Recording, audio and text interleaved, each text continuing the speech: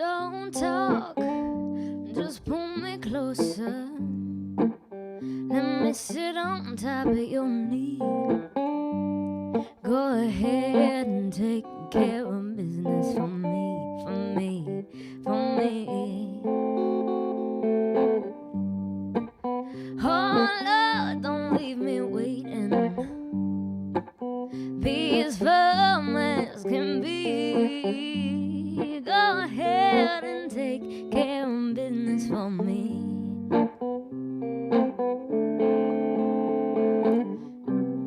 And all my life no one has touched me so close, or made me feel so sweet. I said to you, you're God's gift to all womanhood.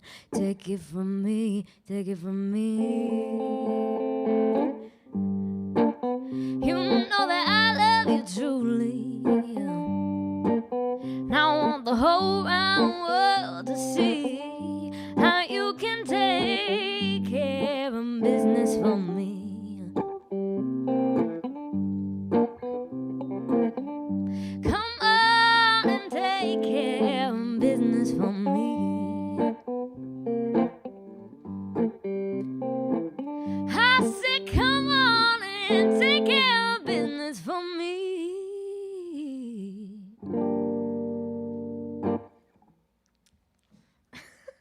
Thank you. That was a Nina Simone song. My name is Kiley. I am a singer and songwriter from Rhode Island, and I work mostly in the area of rock, country, and blues.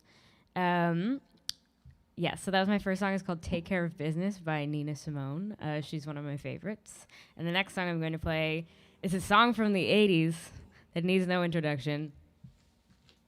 You'll probably know what it is before I even start singing.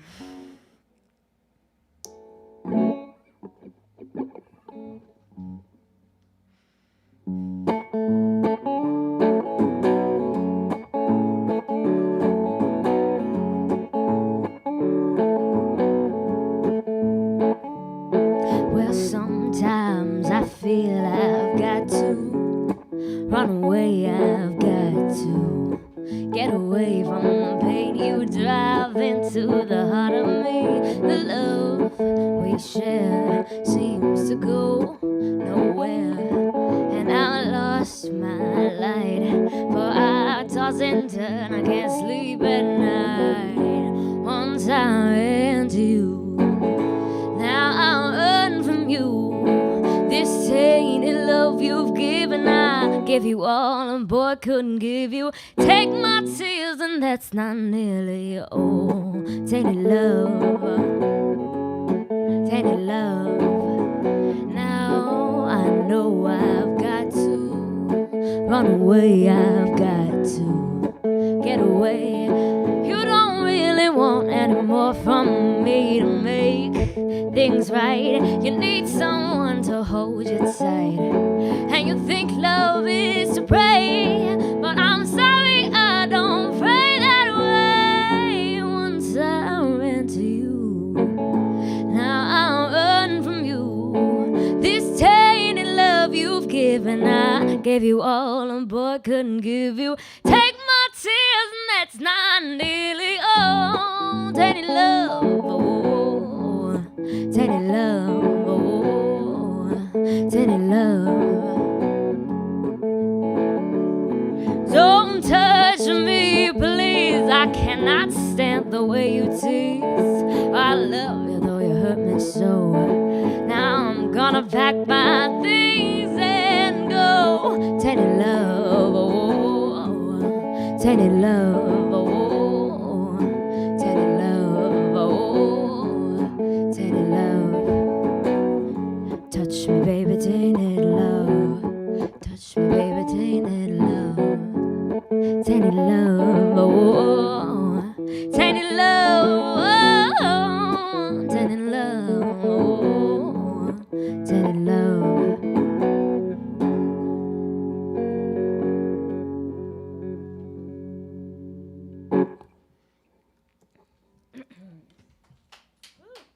Thank you. All right. So now I'm going to play one of my original songs, and this is the first song that I ever wrote. And I just remember I produced it with Skylar, who's here, and I remember I wrote this song in high school, and when I heard it played for the first time after Skylar produced it, I was like, oh my god, this is really happening. Like, I really wrote a whole song. And I was like, it sounds so cool, and I'm very happy with it. It's on Spotify. And the song is called No Man's Land.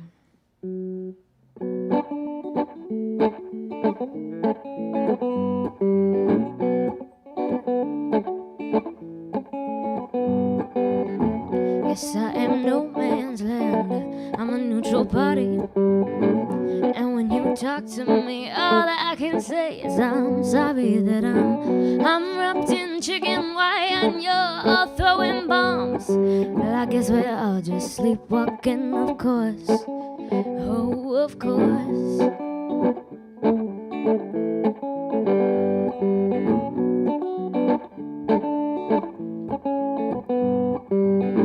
Yes, I am decimated to live in hell.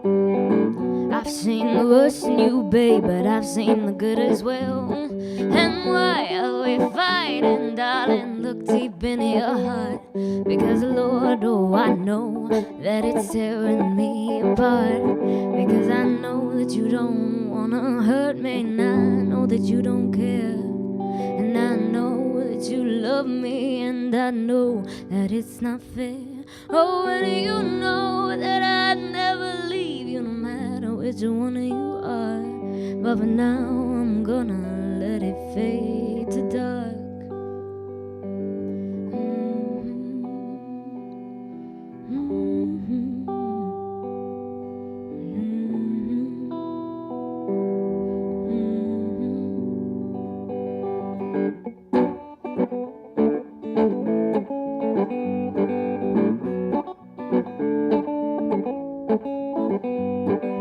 Yes, we had some critters, honey, but now that's in the past. And I miss us all together. Why did I think that it could last? And now my heart has battle scars that you will never know. My body is a battlefield for you, oh, for you. Because I know that you don't wanna hurt me, and I know that you don't care. And I know that you love me, and I know that it's not fair. Oh, you know that I never leave you, no matter which one you are. But for now, I'm gonna let it fade to dark.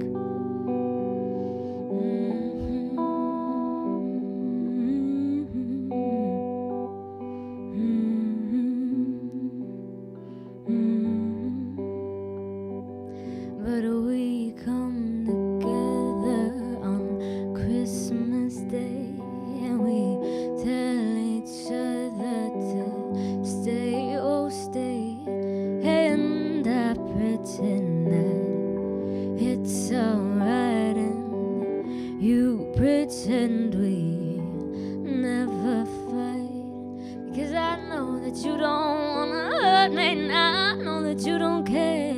And I know that you love me, and I know that it's not fair.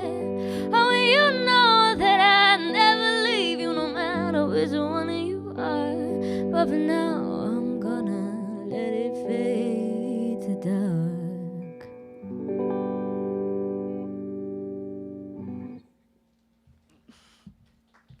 Thank you. I wore really noisy pants, and I'm very nervous that they're like making a lot of noise. Thank you. Yeah, I was trying to be punk rock, but I don't know. Okay, so that was my original song. I'm gonna go back to playing cover, and then I'm gonna go back to playing original songs. So I have always really admired Johnny Cash. He's been one of my favorite artists, and I really admire the way that he took on like social justice when he was live and when he was making music. And this song that I'm about to play is actually the first song that I ever played live in front of people ever. And it's Folsom Prison Blues, and I played it at Burnside Park in Providence.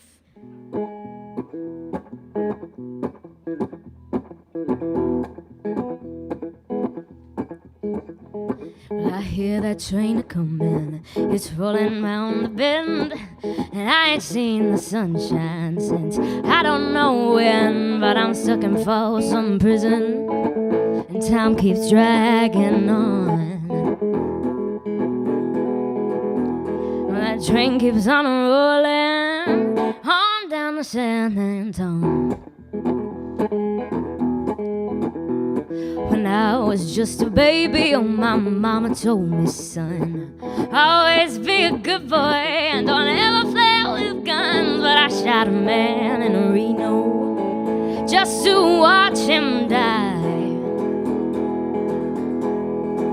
And when I hear that whistle blowing, I hang my head and I cry.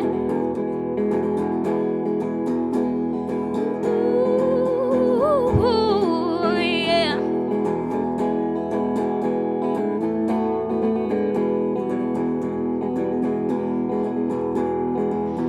Well, I bet there's rich folks sitting in those fancy dining cars. They're probably drinking coffee and smoking big cigars. Oh, well, I knew I had it coming.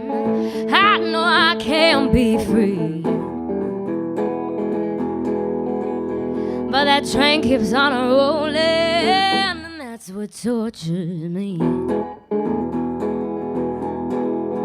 Well, if they free me from this prison, if that railroad train was mine, how could I know it all a little farther down the line? Oh, yes, far from Folsom Prison, that's where I want to stay.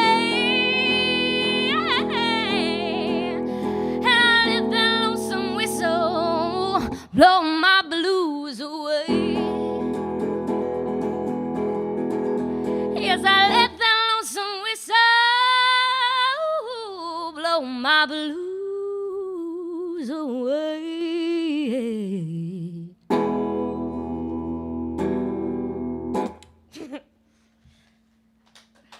Thank you.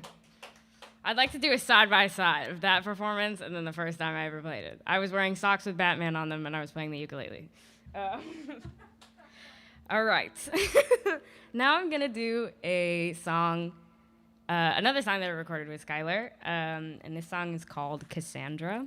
And I wrote this song around the time when Dr. Christine Ford was coming out about her struggles, I guess, with Brent Kavanaugh and all of that stuff. And it's about kind of coming forward and with something of that nature and people not believing you, and how that's sort of the worst thing ever. And yeah.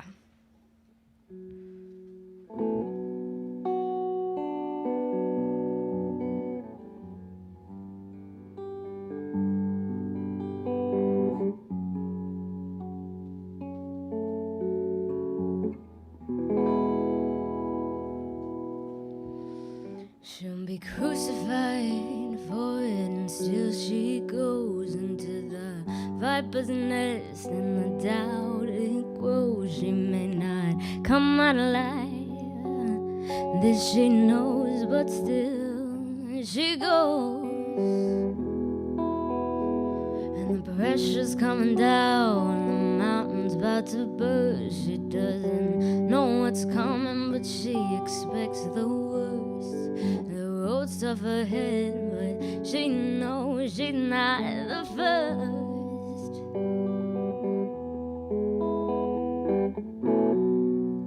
Cassandra, you're braver than you thought.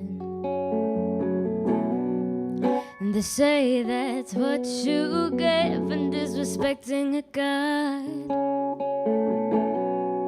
But only us, we know the truth.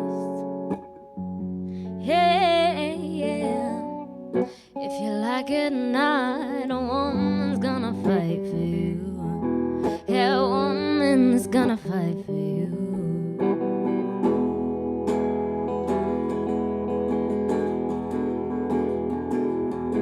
They think she's confused, but she is crystal clear. The Trojans don't wanna listen to a female seer, but she screams at the top of her lungs, and no one seems to hear. Well, they're gonna hear. they're gonna hear.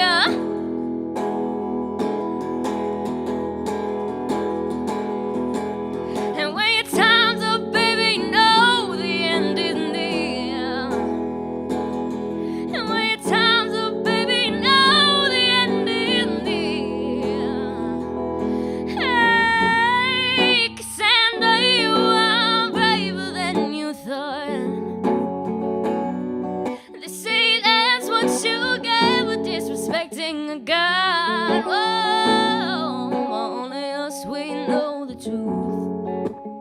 Hey, if you like it or not, a woman's gonna fight for you. Yeah, a woman's gonna fight for you. A woman is gonna save you.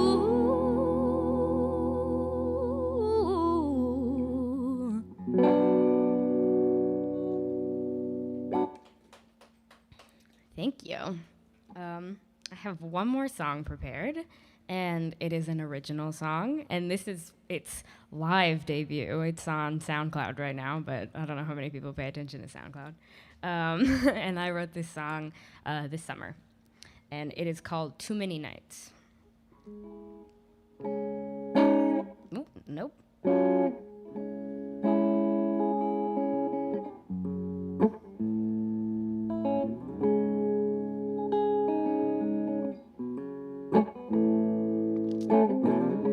And I've spent too many nights alone with you, with her.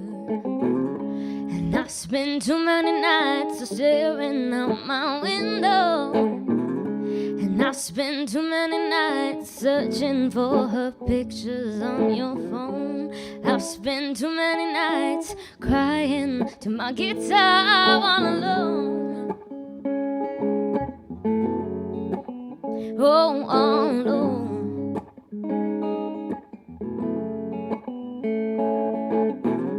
And I've spent too many nights wishing I was someone else instead. I've spent too many nights fixated on the ceiling above my bed. You spent too many nights living rent-free in my head. Well, I've had it. Baby, I've had enough. I've had enough. Yes, I've had enough of you. So what if I gave you everything I had, treated me like I was just another passing fad? And I want you to know that you're lucky to have me, and you'll never be as happy as you were when you were mine. Oh, as you were when you were mine.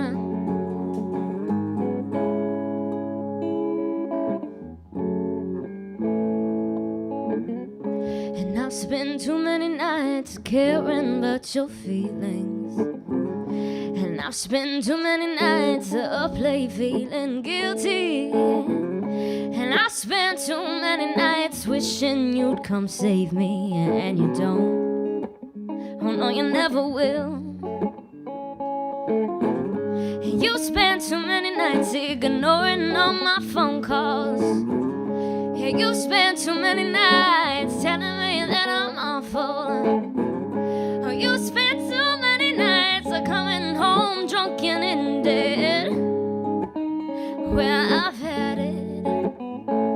Baby, I've had enough. I've had enough. Yes, I've had enough of you. So what if I gave you everything I had? You treated me like I was just another passing fad. And I want you to know that you're lucky to have me. You'll never be as happy as you were when you were mine. Oh, as you were when you were mine.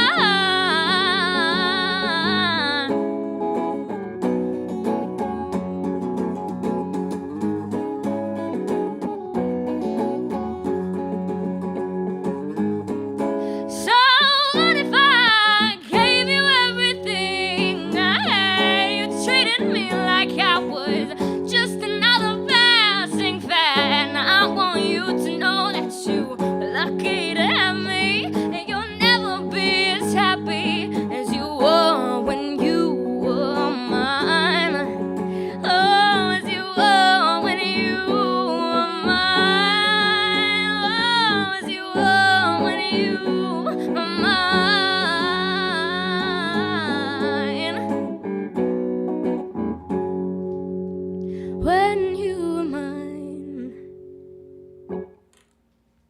Thank you. That song is all bar chords and really hard I am. All right. Well, thank you so much.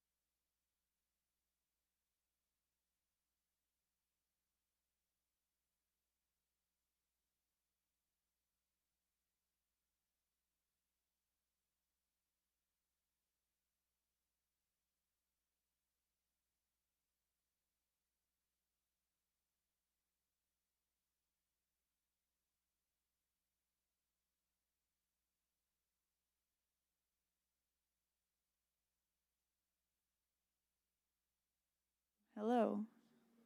Hello. There we go. No, I think yours is on already. I don't think you ever turned yours off. I was muted. Oh no. Hello. Am I coming through nice and loud and clear? Yeah. Is it? I've for only for this stuff. Oh, yeah. Thank you. You really did. Some people just don't know where to look That's why at all. when I play live, like I play a lot on Block Island. When I play live, I make it a sport of finding whoever's filming me with a camera and looking right at it. Yes, you do. And then you like wink too. Yes, that's why I'm like, everybody like.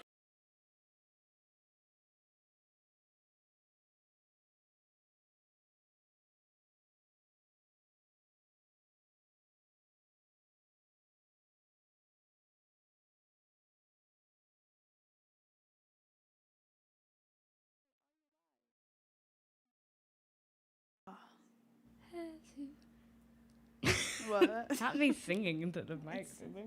It's fine. It's all good. Yes. Yeah, we're all set. Cool. Awesome. Well, hello, everybody. We are here with Cat Kiley. How are you doing today? I'm doing great. Thank you so much. Well, was that fun to perform after like a year of not? Yeah, I played a little bit on Block Island when I was there, but it's certainly different. It's not as much like crowd engagement, and it's a little. I don't know. It's a bit. I don't want to say it's a letdown, but like when you're playing for like a really small group of people, and they're like, You're like, ah, dang. Thank you. Yeah. Well, I mean, you kind of had that today too. I mean, there's 3 of us here. Yeah, I was saying, at the beginning of quarantine, I tried to do like a streaming concert thing, and I was like, this is way more nerve-wracking than like playing in front of people, because I can like see people, and when I am playing in front of the screen, I'm just like, I have no idea what anybody is. I can't take the temperature of the room.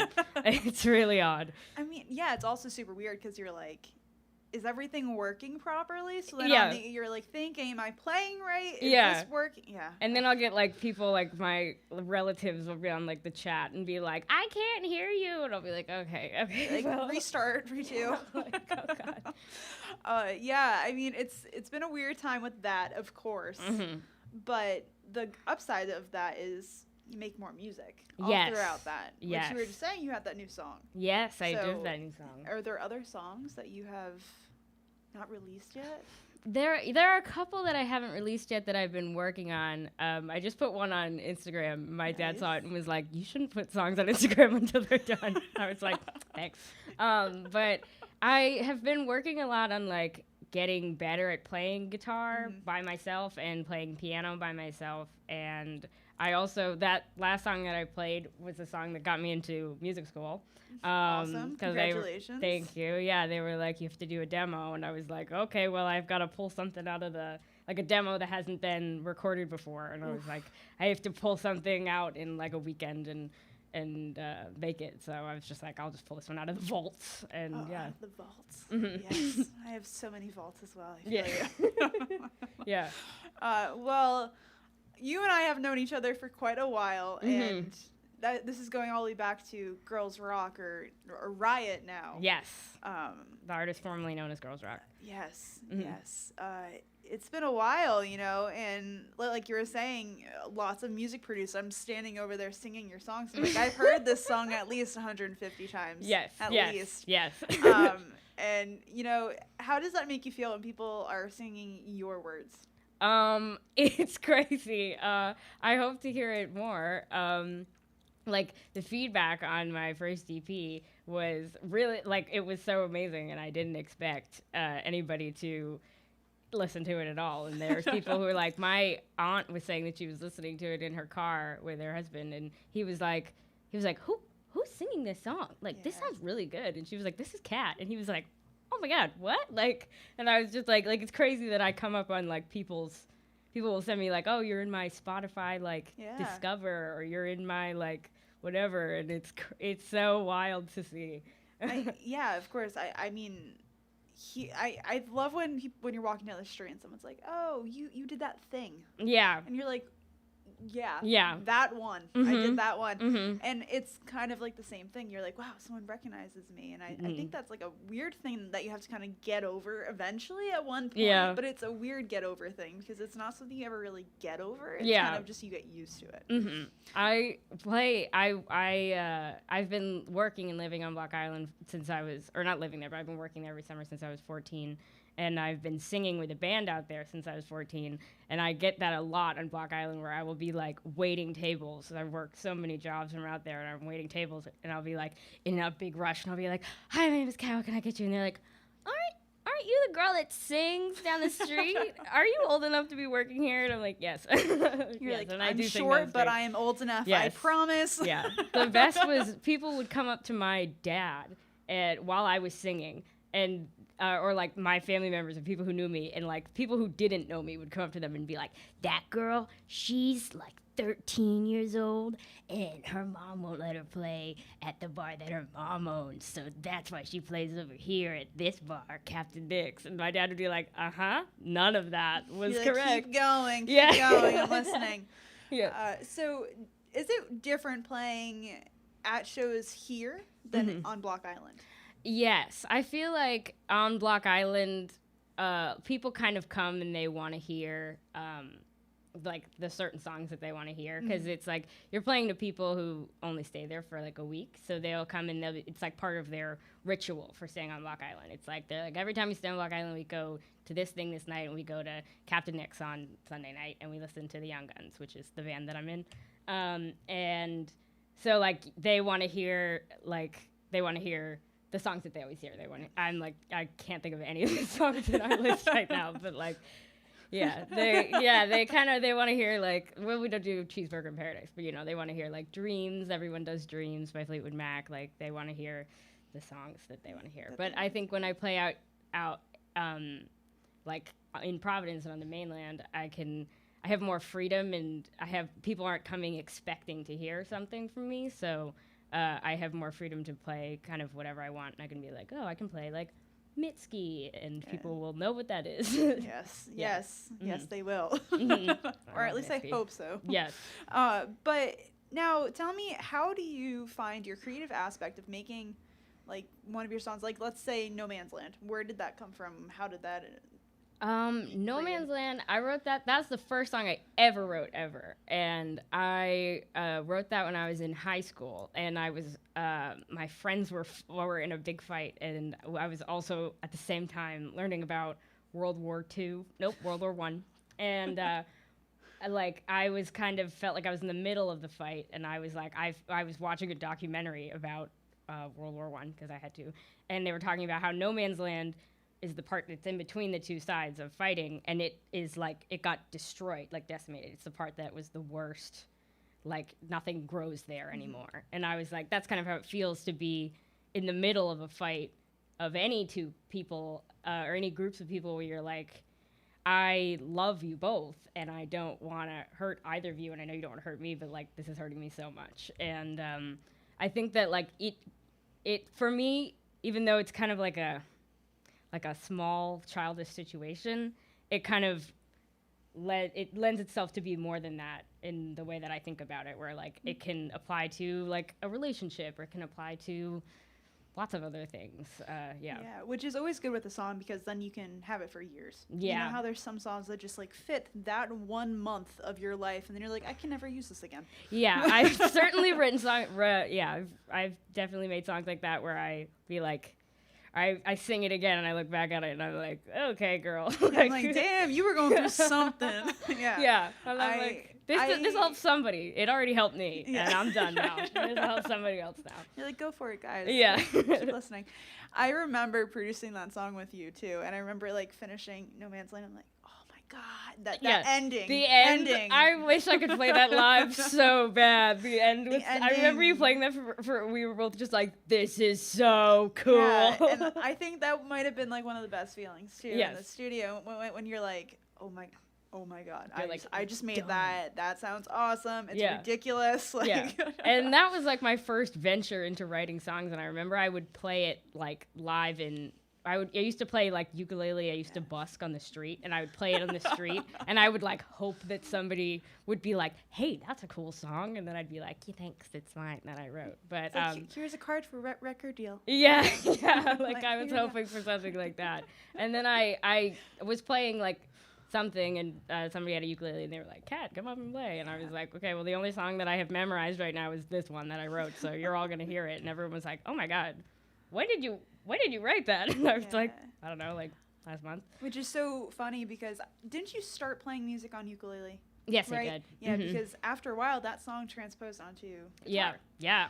Which is great. And then keys came into the mix, and then we were like, oh my goodness. Yeah. So, I mean, going through all those different parts of being a musician, which instrument do you think you connect with the most?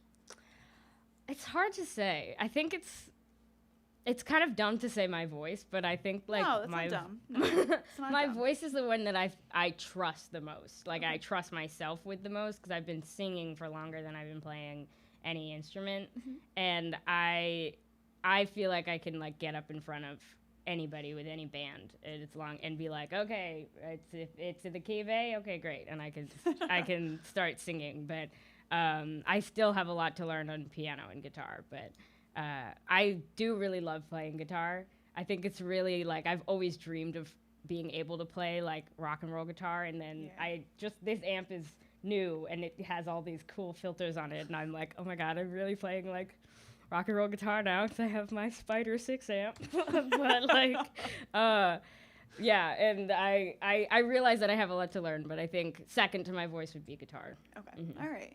Yeah, I mean, I feel like that is always a big question with people. And the reason for that is because, like, myself included, I feel more comfortable on guitar. Is it my best? Not at all. But it's something that I connect with the most. And I'm not 100% sure why, but I always feel like that's a really important question for artists because, I don't know, guitar might be just your go-to because you know it the best. You know what I mean? So people have their go-tos, but then they also have their favorites. And I think that's a thing to, like, highlight sometimes. Like, oh, this is my favorite, but this is my go-to because of X, Y, and Z. Yeah. So I used to act. Yeah. Whoa. Yeah. That's a really strong word for it, but yes, I did. That word is carrying a lot of. It's doing a lot of heavy lifting right now. Are we still acting now? I would like. I've kind of shifted focus of my life. I like over quarantine. Quarantine started when I was in my second semester of my third year of college, getting a theater degree, and I was like, I need to take a semester off at least because I don't blame you because I simply cannot do school. I cannot do online school. And I was really fortunate that the pandemic happened when I was in college and not in high school because at least I had the ability to take time off, whereas like in high school you can't. But while I was taking time off, I was like, I don't really think that theater is the thing that I want to do, and like it never really has been. I was just sort of doing it to get a degree. So I started looking at music colleges. And everybody that I know is kind of like, yeah, no, duh. Like, why didn't you do that before? I was one of those people. Yeah, like, everyone was like, I thought you were going to college for music. I was like, no, I was going for theater. But I think, like, in the future, I would really like to act. And I'm working with my friend Caroline that you've met and her sister. And they're working. Her sister is getting a comedy degree at Emerson, and Caroline is a film degree, and she's like, we want to make a TV show, and we want you to be in it. And I'm like, okay, cool. So I'm definitely not opposed to it, but I don't really think I want to go to school for it anymore. No, of course, I totally understand. You know, things shift, and people, more vision comes out of everything, but you know, I think it's good that you're doing what you want. I feel like a lot of people don't do that, and I think it's an important thing to do. Yeah, I think that quarantine's obviously sucked so much. Like, it has sucked so much, but I think that I did a lot. Like, it made me look into like why I was doing the things that I was doing, and I definitely I would be in a completely different place right now if it didn't happen. So I mean, like, everything happens for a reason. Yeah, which I mean, it's such a cliche thing. It is such a cliche but thing it's so to true. say. I though. hate that I even said it. It's like, so true, but it's so cliche at the same time. Yes. And you're right about the whole quarantine. I've heard this more than once from people, and they're like, "It's probably the best thing that's happened." And I'm like, yes and no, but it also just gave everybody a second to like breathe. Yeah. You know, definitely. Because I feel like anywhere in the world, but everyone's just so go, or you have to go to school, and then you go to school and you're like, I hate what I'm doing. Yeah. And unless you're like really gun-ho about doing what you're doing, it's not going to make you happy for it. So, you know, I think that's a great thing that you figured out what you wanted to go into, and that you did it. Yeah. Because a lot of people do not do that. Thank you. Yeah. It's I'm a good excited. thing. Well, you should be. I mean, you're moving too. You're moving pretty far. Yes, I'm moving to London. I'm going to BIM institution. Yes. It might be good to know which college it's the British Irish Modern Music Institute. So I call it. There's a thing on Block Island that's called BIMI. So my dad and I call it BIMI. But I'm like, it's not called that. Yeah. Well, very cool. That's super exciting. And do you know what you're going to be majoring in? Yes, I'm majoring in songwriting. Oh, very cool. Even better. Yes. I'm like, okay, here we go. Yeah, I mean, just go full force. Yeah. I was thinking I didn't go to music college right out of high school because I didn't think I was good enough at playing music, and I was like really scared of. I went to college in Nashville, and that's why a lot of people thought I was going to music college, because Nashville is kind of the place where you go if you want to sing. But I was like super scared of being judged, and I thought that I would like enter in this world, and that like all of these musicians would immediately be like, you don't belong here. And it took me like sitting and playing my own songs over quarantine and like playing guitar and playing piano to be like, I'm just as good as anybody else. And it like gave me a lot of confidence in myself to be like, yeah, I can do this. I can do this. And I had already made an EP and an album. And I was like, I have an album and an EP. I can. And a single. And another single. I was like, a couple singles, actually. Yeah, I'm like, what did we produce? I cannot remember. So I was like, I have the cred to back me up. And I think so many musicians need to realize that, too. Like, you don't need, like, a label to be good enough. Yeah. You know what I mean? You just need the confidence, you need the drive. And I think a lot of people either have the drive and don't have the confidence, or have the confidence, don't have the drive. Yeah. And you need both. Yes. And, you know, I even struggle with that, too. I'm like, am I good enough to do anything?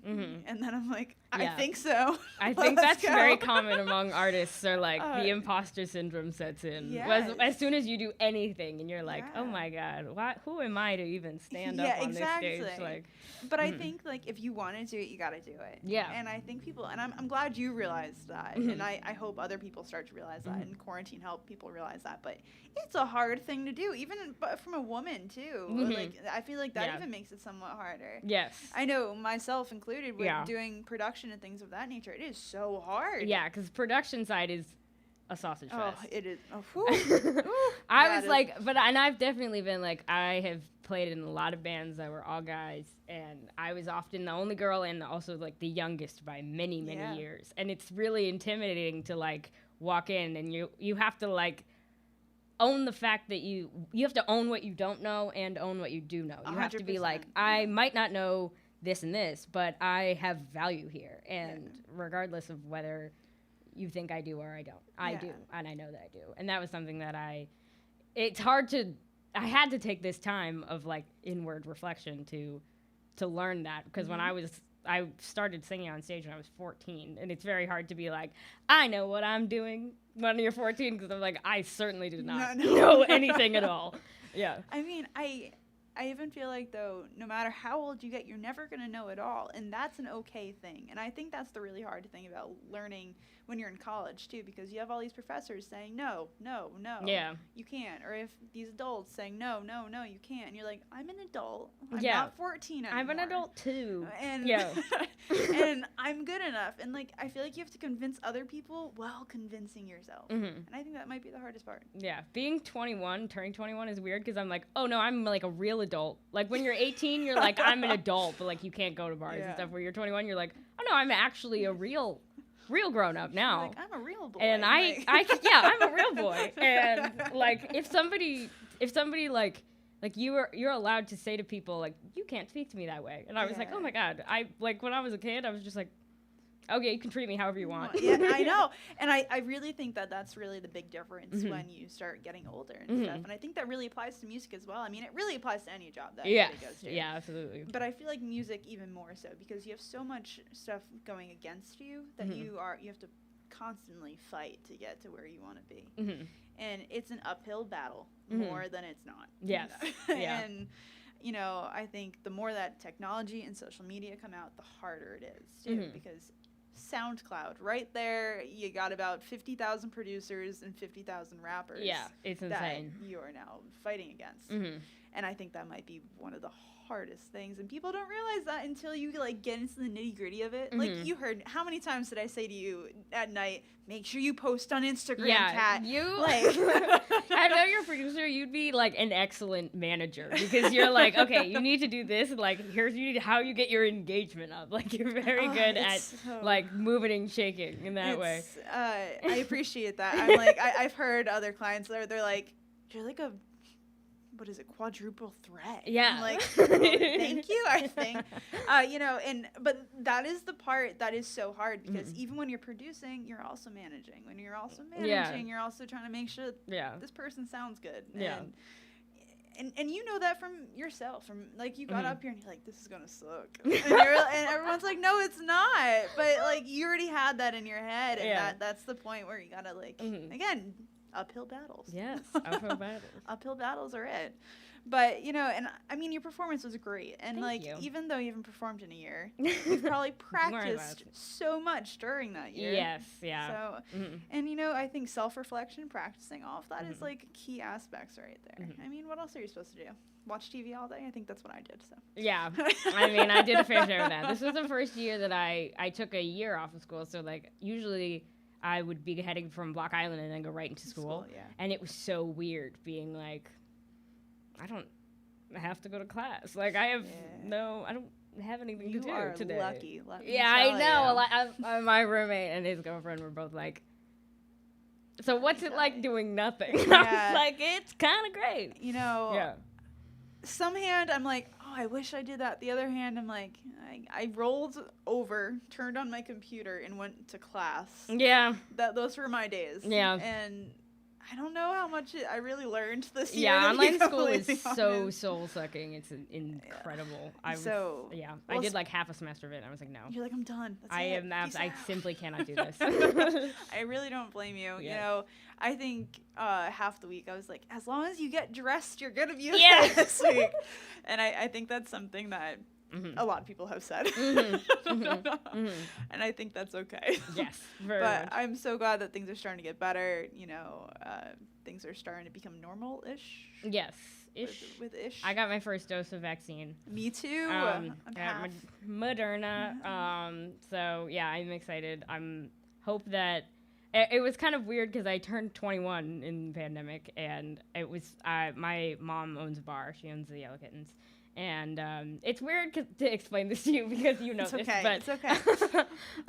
And like my whole life, or like since I was 14, I had been like waiting to turn 21 because that's when I was able to go to the bar. And then it was like as soon as I turned 21, it was like, no, you got a pandemic, and like I could go, but it wasn't the same because it was. I told you, redo. I'm not 20. I'm not 22. I'm 21. We're turning 21 at the same time. Let's redo a birthday party. Let's redo everything. Like, why not? Yeah. Who cares?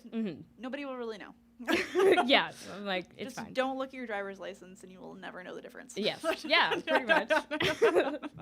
Just make a song like Taylor Swift, call it 21 instead. Oh yeah, like Adele's album 21. There you go. See, look at that. We're already done. You're still 20. Look at you. Delete this footage. But thank you so much for coming.